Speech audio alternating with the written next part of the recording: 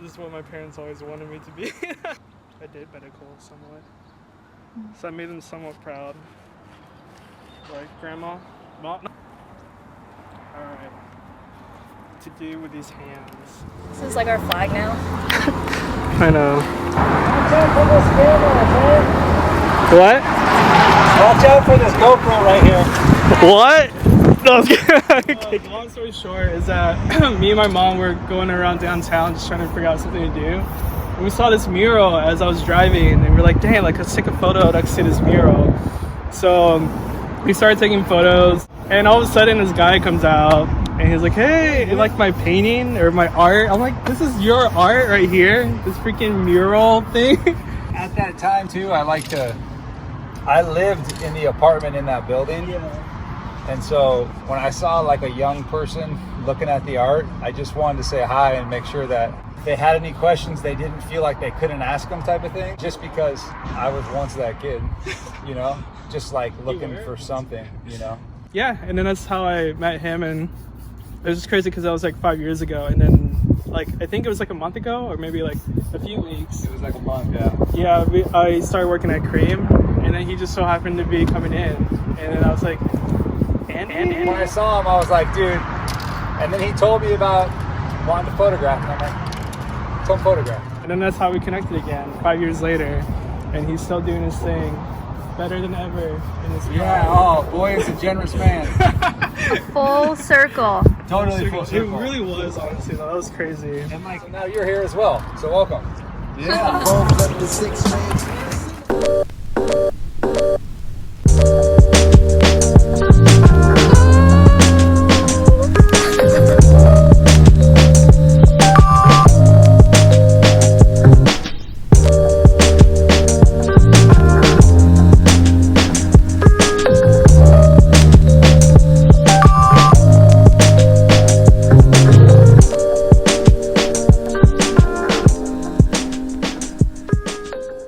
Started with drawing because it was a way I found I could like express myself.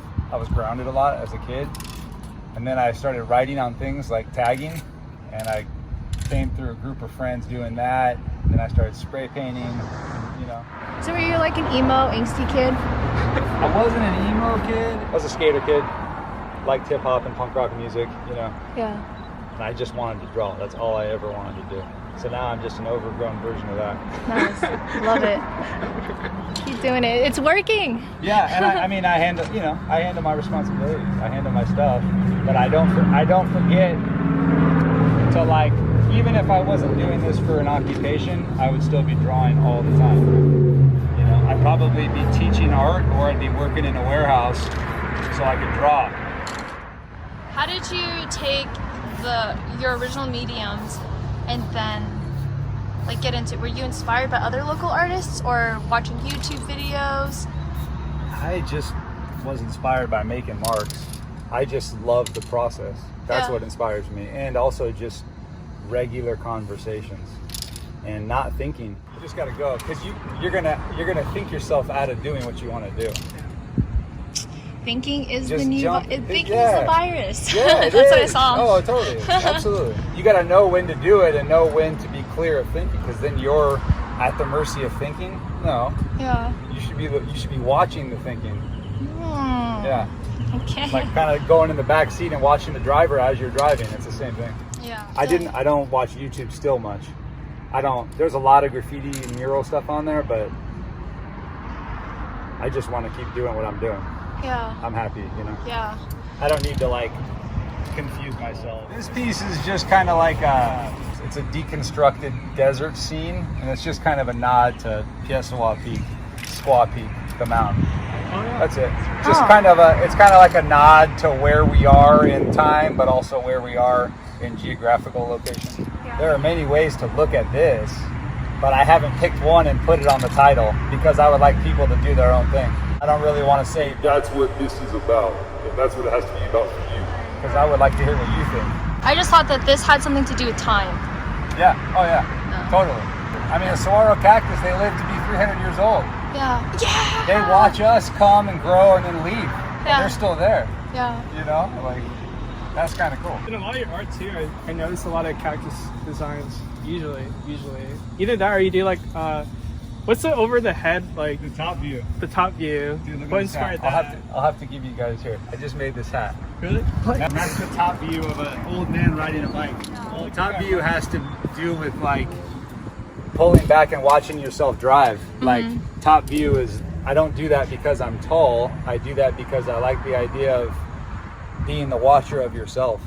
And if you can use your imagination to watch yourself, like for me, it allows me to communicate a lot more freely and authentically.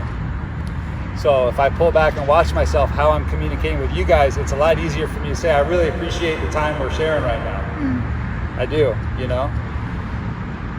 Because other things are in the way of me saying that. Like I gotta work and I don't really know you, you know? But when you take a top view perspective, it's kind of fun to watch yourself. Yeah. Watching you outside of yourself. Yeah. Yeah. Love it. I feel like that a lot. Listen to that, dude. Yeah. Do you know this? No, I don't. Turn it up. Oh, dude. Yeah, that's old school too. Are we listening to Slick Rick? Yeah. Yeah, dude. Looking fresh. Yeah, bro. Right on.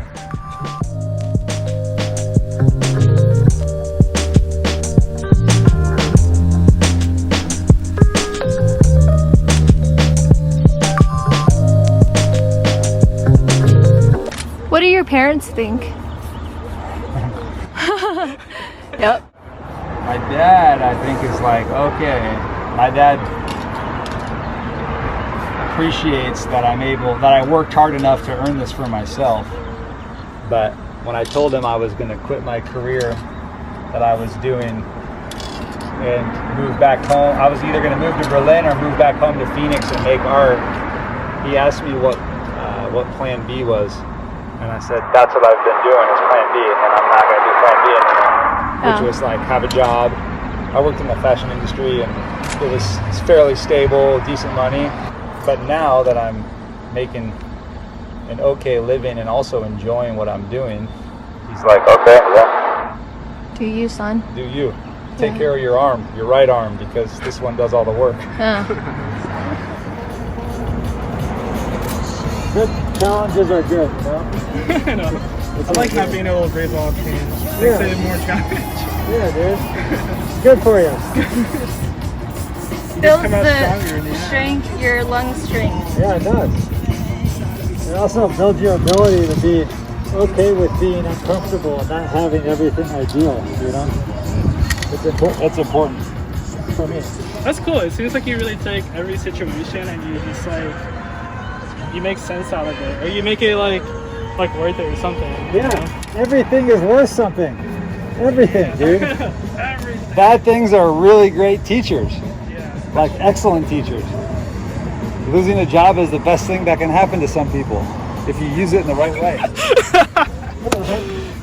That's what Boy, you it's like Hey, fuck you. You don't know what just happened to me, man. No, that's true though. talking from your ladder. It did because like so when I was working in this office, doing FMLA claims, I was drained by it. I mean, at first it was fine, but after like a while, especially being in a time where I really wanted to do art and be like creative, I just pursued this dream. Yeah, I would think about that, like if I should like leave this company and just work part-time again.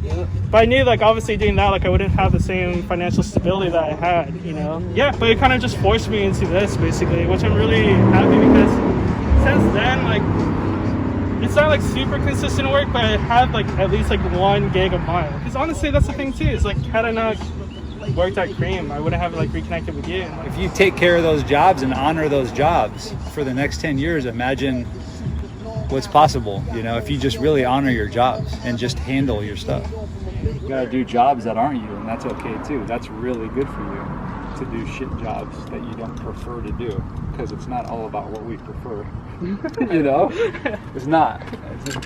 As much as, you know, we've got a society where we like to think it's me, and it's actually not. Then what is it? Well, the world, the outside world is a me, But you can do the me world for yourself in your own time. But there's only so much room for people. I think. But that's why you start your own thing. You have domain over what you're doing creatively, and that's the best thing. Like, I don't think I'd ever sign over my creative life to anybody. Was there ever a moment where you felt like you wanted to quit? For sure. There's a lot of those. What gets you through that kind of thinking? Well, it's just like, probably won't ever quit as long as I have my health. But sometimes I've I've thought about doing other things. But back when I first moved back to Phoenix, it's not that I wanted to quit, it's that I was like, oh, this is the part where I'm going to become a teacher or something else, because no jobs are in sight. And then before you know it, when you start thinking about making your resume, you get an email or a call and it's like, hey, we really like your art. Would you like to meet up and talk?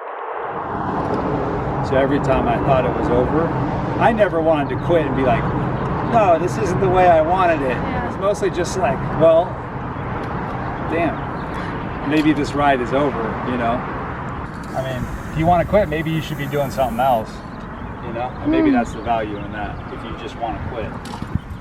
But you also have to watch your expectations about what you're doing, I mean, why do you want to do what you've chosen to do, Because if you're doing it to be the best, or, well, let's just use that for an example. If you're doing it to be the best, and then that day comes when you realize, well, maybe I'm not the best, then your whole game is, it's kind of shot, because you're not able to be the best. Yeah. If you choose to do something just because you enjoy doing it, you're already good, Everything after that is kind of like a bonus, I think.